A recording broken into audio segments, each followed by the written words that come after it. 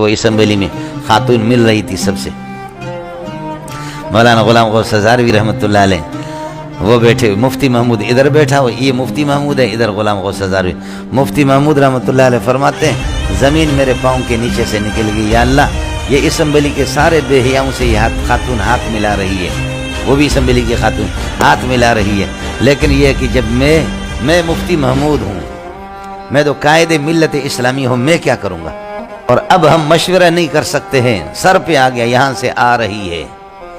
تو مفتی صاحب فرماتے ہیں کہ میں نے اپنے دل کو تسلی دی کہ محمود آپ کو گھبرانے کی ضرورت نہیں ہے، ہزارے کا شیر بیٹھا ہوا ہے، قربان جاؤں، بہت بڑے آدمی تھے۔ حضرت اقدس فرماتے ہیں مفتی محمود رحمۃ اللہ علیہ، میں نے کہا کہ رسوائی ہوگی تو ہم دونوں رسوا ہو جائیں گے، اور اگر کوئی گھبرانے کی ضرورت نہیں، آپ سے پہلے شیر ہزارہ بیٹھا ہوا ہے، اس نے تو کوئی وہ بڑا منطقی ہے غضب کا، اس نے تو کچھ سوچا ہوگا، صبر کرو مفتی محمود۔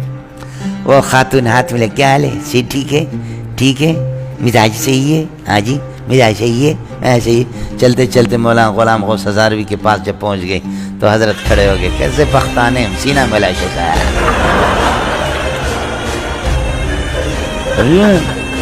مولانا کھڑے ہو گئے، اس نے کہا ہم تو پختان لوگ ہیں، ہم ہاتھ ملانے کے لیے سینہ ملائے تو ٹھنڈے ہو جائیں گے، آپ بھی ٹھنڈا ہو جائے۔ وہ عورت بھاگ گئی، ہزاروی کو بھی چھوڑا، مفتی محمود کو بھی چھوڑ کر کے آگے نکل گئی۔ مفتی محمود کہتا ہے کہ ہزاروی تیری قبر پر کروڑوں رحمت۔